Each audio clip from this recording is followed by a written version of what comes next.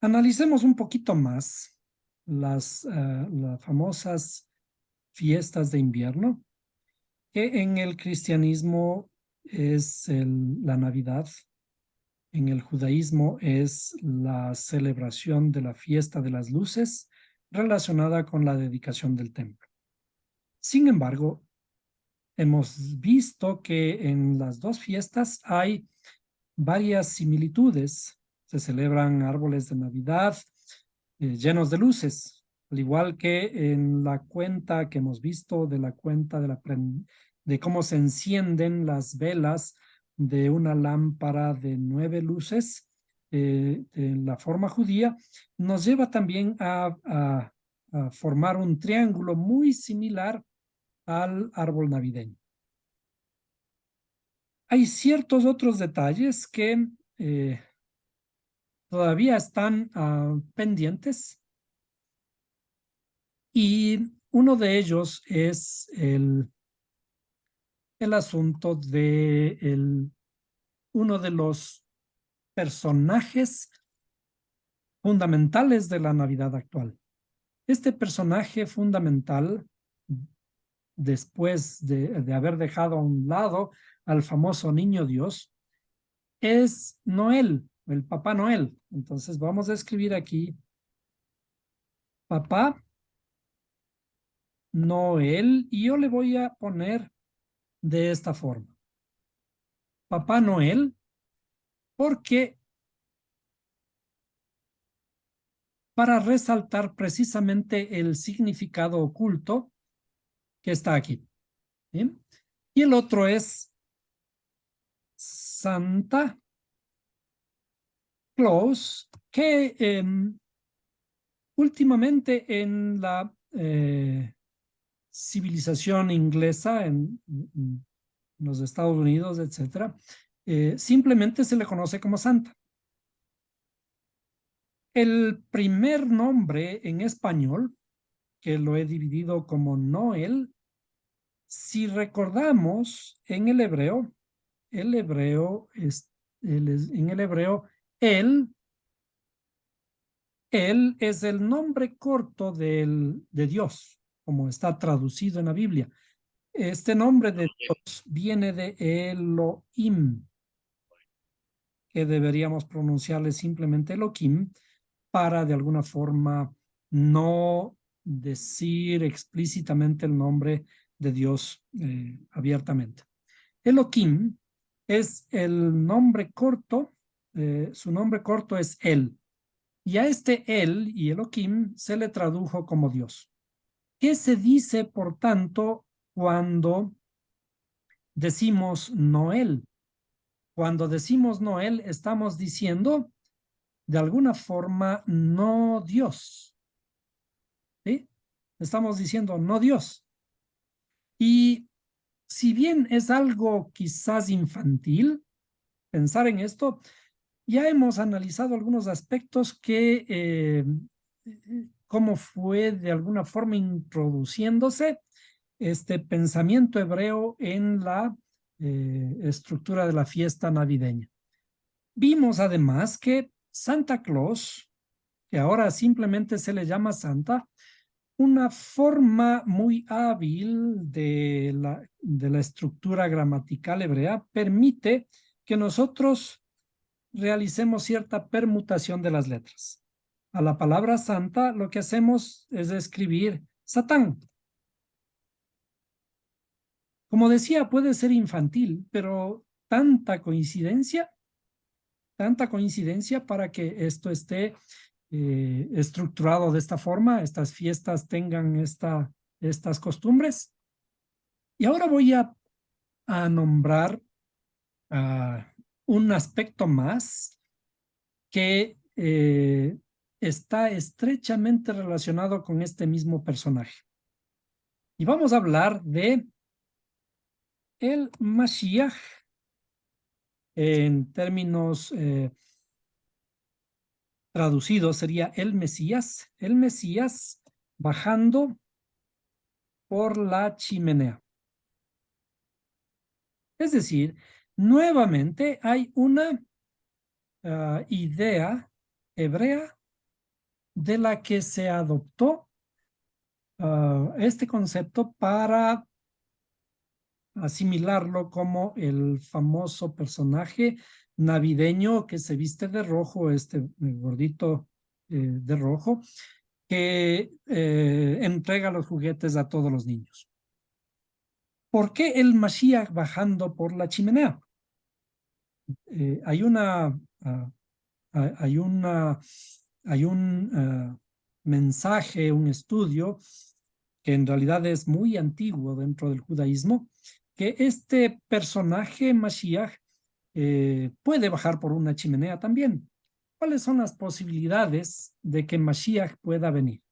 Mashiach puede venir, por ejemplo, por la puerta. Mashiach viene por la puerta, que es lo más normal. Sin embargo, todo esto recuerden que estamos tratando de enfatizar que estos son términos alegóricos. El que Mashiach venga por una puerta, entre a nuestra casa por una puerta. Nosotros recordamos en los textos bíblicos del Nuevo Testamento, dice, yo estoy a la puerta, y yo estoy a la puerta. El que oye mi voz y abre la puerta, yo entraré a él y cenaré con él y él conmigo. Entonces Mashiach entra por la puerta, pero también puede venir por la ventana. ¿Sí? Y la otra forma por la que podría entrar es por la chimenea. ¿Por qué el asunto de entrar por la chimenea?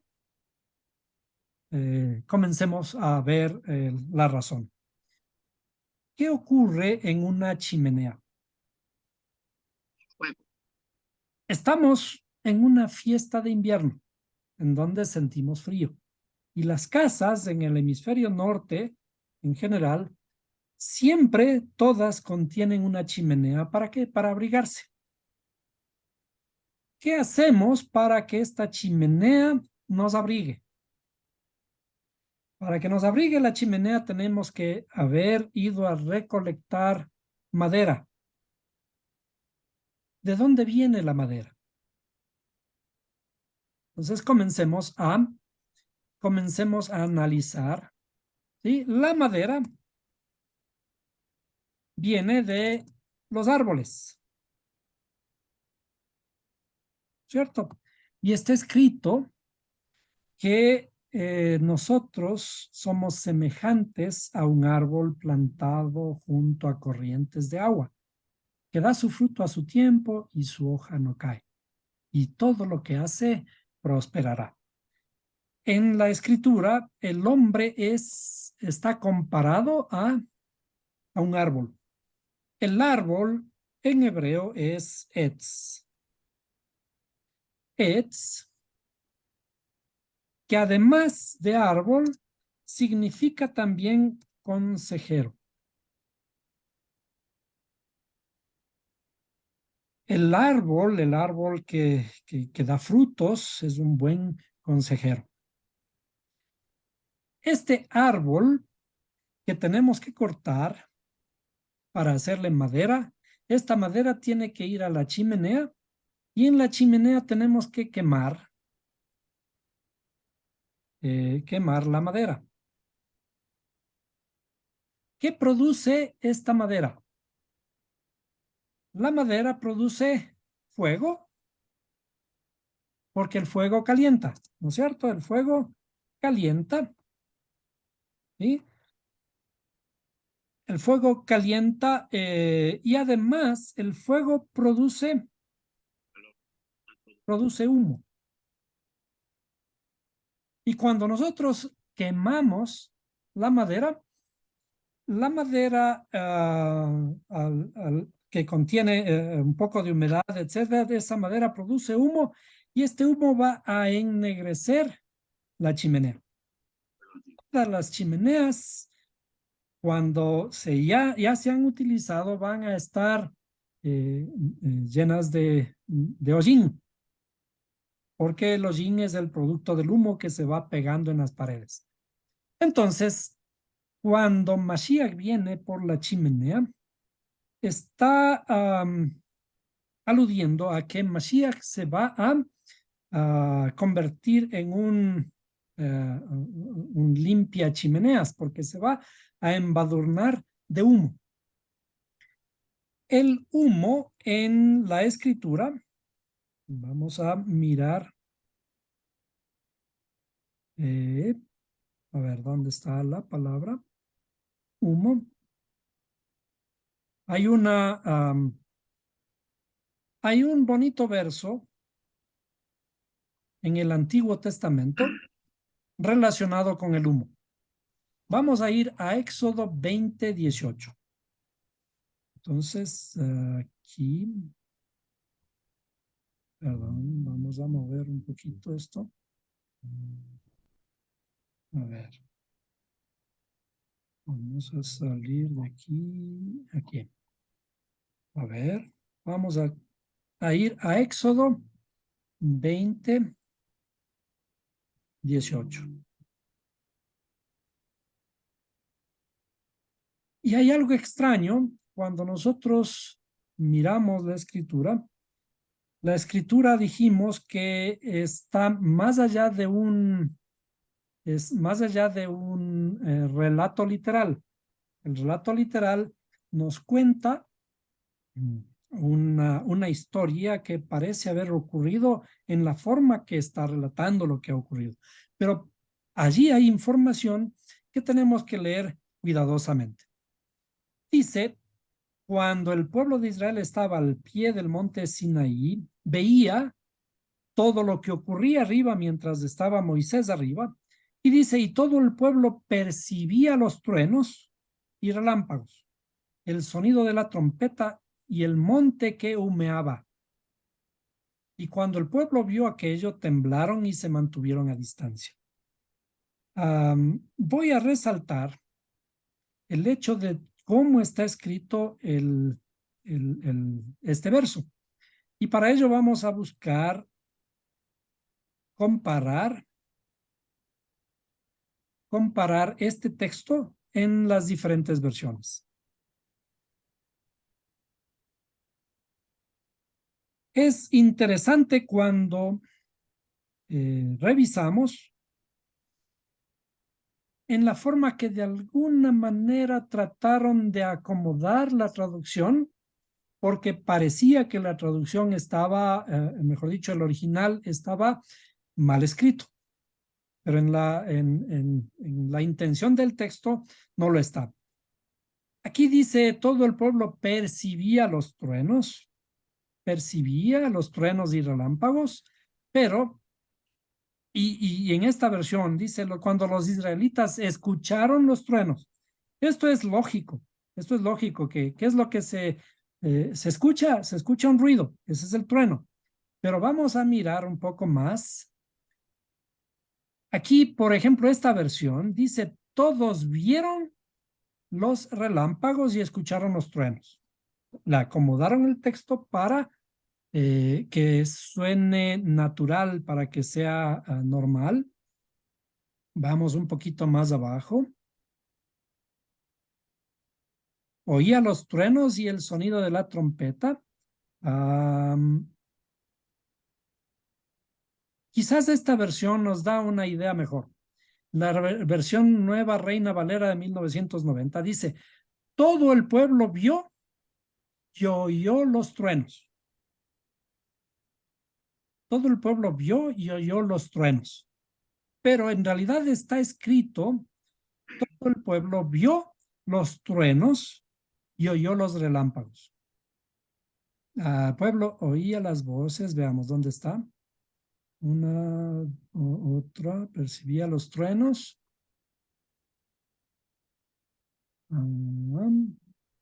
Consideraba las voces.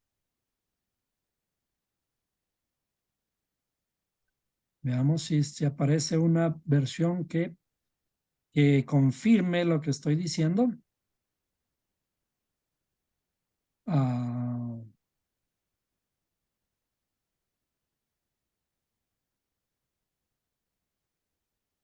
Y si te fijas en en el verso en inglés, está más claro, ¿no? Dice, Now, when all the people saw the thunder, vio la tormenta, los truenos, ¿cierto? Vio los truenos. Es el sentido del texto.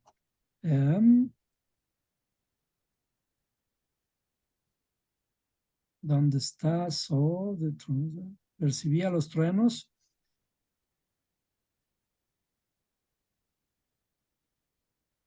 Bueno, lamentablemente no hay una traducción aquí que tengo a la mano con el que podemos confirmar que en realidad el texto dice aquí, cuando todo el pueblo vio los truenos y escuchó los relámpagos.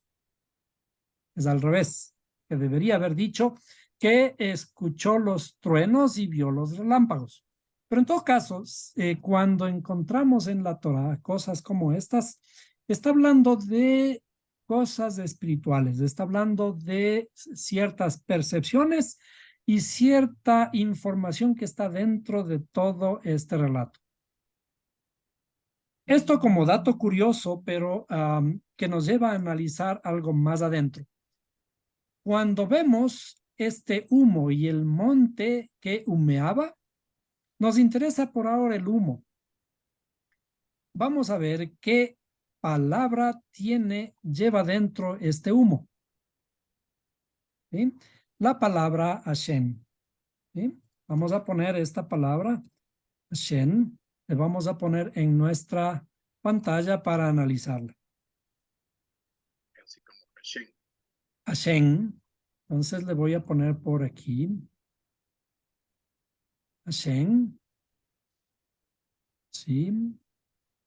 Esta palabra quizás le voy a poner de otro color, así. Y le hacemos un poquito más grande. Sí. En realidad, esta palabra Hashem, que significa humo.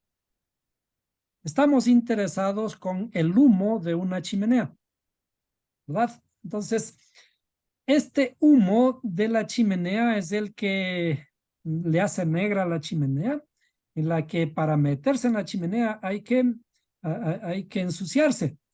¿Y por qué digo que todo esto es un asunto eminentemente hebreo? Porque de hecho el Talmud, que es uno de los libros de los comentarios de los judíos, el Talmud inicia con un diálogo de qué ocurre cuando dos deshollinadores bajan por una chimenea. Allí se produce un diálogo de una pregunta, ¿cuál de los dos va a bañarse? Va a lavarse, ¿no? ¿Cuál de los dos va a lavarse? Lógicamente el que bajó sucio, pero si uno baja primero, baja limpiando la chimenea. Y el otro ya no va a bajar sucio. Es decir, el primero que bajó la chimenea va a tener que ir a lavarse. Pero sucede que el deshollinador, el primer deshollinador, le ve al segundo que está limpio y dice, no necesito lavarme. Pero el segundo que está limpio, le ve al otro que bajó, al primero que bajó, le ve sucio y entonces dice, tengo que ir a lavarme porque yo estoy sucio. Este diálogo, que es el primer razonamiento, la primera historia con la que inicia el Talmud, que inicia precisamente con los dos deshollinadores, los que limpian las chimeneas. Es un diálogo muy curioso que puede ser observado en el YouTube, que nos lleva a profundizar en el razonamiento. El Talmud es un libro de contraposiciones. Tenemos que llegar al meollo del asunto con el diálogo, con el resolver las inquietudes, resolver todos los enigmas, todas las preguntas. Por ahora, decía, nos interesa el humo. El humo tiene 3 letras en hebreo de la palabra Hashem, la letra Ain, que es la primera de la derecha, luego la letra Shin y finalmente la letra Nun. Cuando conocemos esta palabra de humo, que veíamos que el monte Sinaí era una montaña que humeaba, se veía el humo. En realidad, esta palabra tiene la codificación de tres estructuras fundamentales del conocimiento de nuestra espiritualidad. La letra Ain, que es la primera letra, que está aquí a la derecha, tiene que ver con el espacio. Porque en hebreo está asociada a la palabra olam. Olam, que significa, una de las acepciones de olam es el espacio. Luego, la letra Shin, que simboliza o está asociada al tiempo, porque viene de la palabra Shana,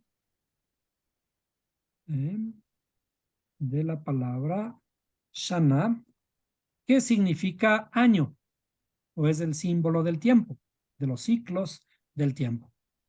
Y la letra Nun, la letra final, que significa alma.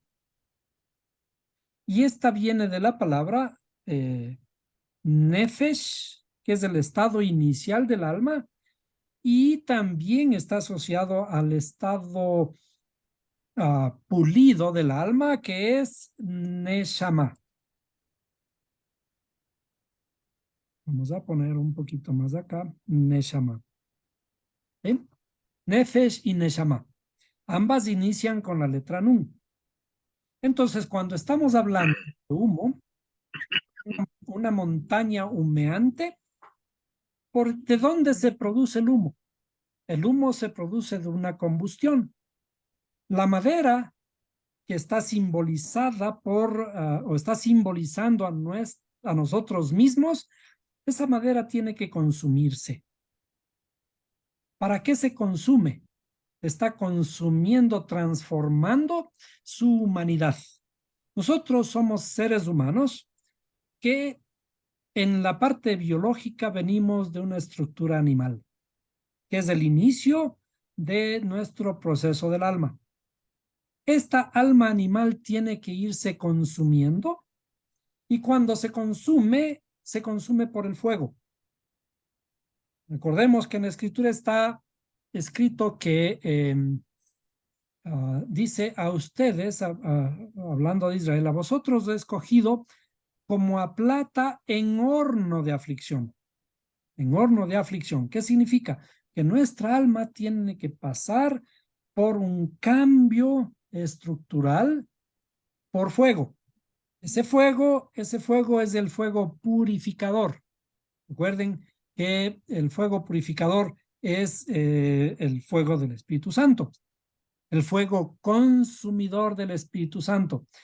El Espíritu Santo, que en hebreo es el Ruach HaKodesh, transforma nuestra interioridad y la va transformando a un nuevo nivel, va sacando las impurezas. Entonces, cuando nosotros vemos la chimenea, en la chimenea abajo está quemándose la madera.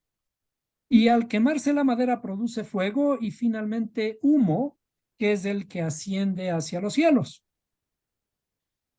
Si recordamos otra estructura en donde el creador nos le ordenaba al pueblo de Israel a quemar sus ofrendas, a quemar los bueyes, a quemar las palomitas, a quemar los corderitos que se llevaban al sacrificio. ¿Por qué? Porque ese humo parecía agradarle al Creador. Ese humo fragante de que produce esta carne que se consume, parece que al elevarse al cielo le agrada al Creador. Pero en realidad no es que le agrade al Creador, sino que estos sacrificios que se realizan en el altar, conociendo que el altar es nuestra propia interioridad, vamos a recordar, porque de acuerdo a lo que dice la Escritura, porque nuestro cuerpo es templo, ¿ignoráis acaso que vuestro cuerpo es templo del Espíritu Santo? Entonces, en nuestro templo interior, debemos ofrecer los sacrificios en el altar. ¿Qué sacrificios tenemos que realizar en el altar? Nuestra alma animal. Es decir, cuando venimos de una estructura animal, nosotros actuamos por impulso. Nuestras emociones están a flor de piel. Estas emociones se le conocen en la escritura con el símbolo de animales que tienen que ser transformados y llevados al altar para ser sacrificados aquí en el altar de los sacrificios. Nuestra alma animal que viene a ser precisamente esta alma nefesh, el alma nefesh que tiene que ser sacrificada aquí en el altar, para que este humo fragante, cuando es consumida por el fuego, alcance al Creador. Pero en realidad, ¿qué es este humo? Este humo que asciende, vamos a hacerle un poquito negro, quizás así, este humo que asciende por aquí hacia los cielos, ¿sí?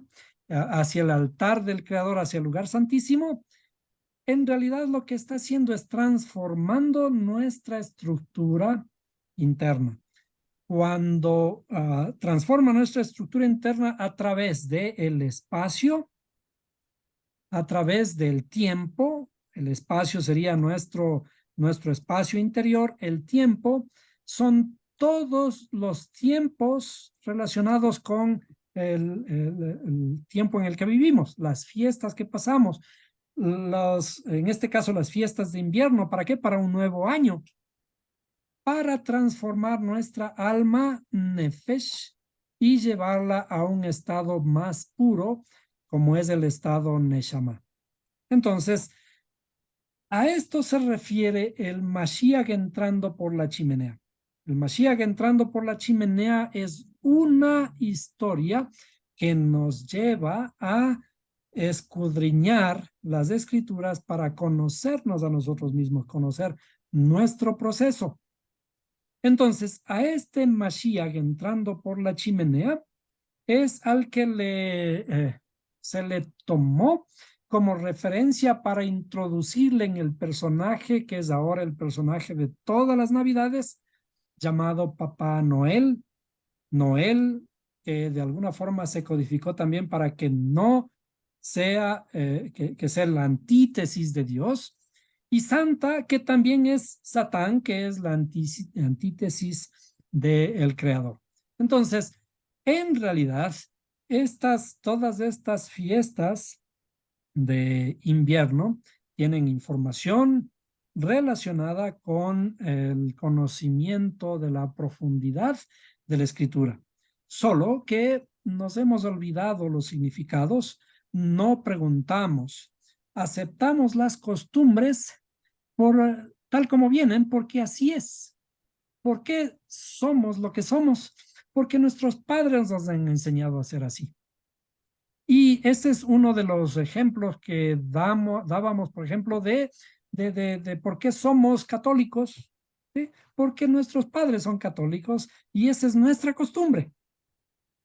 ¿Qué es lo que tenemos que hacer? Está bien de alguna forma conservar ciertas costumbres, pero el Creador quiere que nosotros demos un paso adelante para utilizar nuestra inteligencia, para encontrar lo que está escondido dentro de las historias. Las historias son relatos fantásticos, porque ¿quién va a creerse la historia de Papá Noel que alcanza a entregar todos los juguetes alrededor de todo el mundo? Eso es imposible. Es, desde luego, un relato fantástico, un mito, una fábula, pero tenemos que entender todas estas fábulas para encontrar el mensaje interno, y este mensaje interno es el que verdaderamente importa. Dijimos que la joya más preciosa de todo el universo son los libros, lo que está escrito, las historias escritas. Pero esas historias escritas no son simples relatos históricos. Cada libro que nosotros tenemos en nuestras manos es el reflejo del pensamiento de su autor. Y el autor quiere que nosotros divaguemos en sus ideas, divaguemos en sus palabras, en la misma forma que tenemos que hacerla con la Biblia. En la Biblia, cada frase, cada párrafo, cada frase, cada palabra, cada letra no está puesta de gana. Y es por eso que dice, mis palabras, cielo y tierra pasarán, pero mis palabras no pasarán.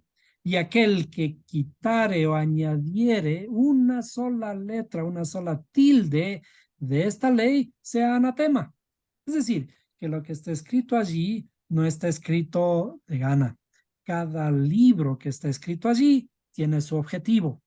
Cada historia, cada frase, cada palabra, cada letra tiene su objetivo, de tal manera que nosotros podamos dedicar nuestro tiempo para pulir nuestra inteligencia, para ganar más memoria, porque la memoria, que es fundamental para la vida, cuando nosotros trabajamos en la memoria va a ayudarnos a alejar las enfermedades típicas de la vejez.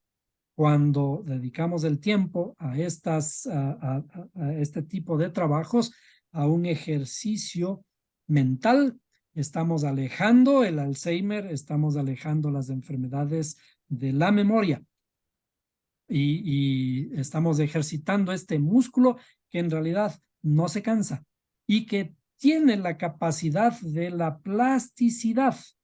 Ser plástico significa que puede adaptarse y puede volver a configurarse. Si de alguna forma se ha perdido una parte, puede readaptarse para tomar control de lo que no ha aprendido.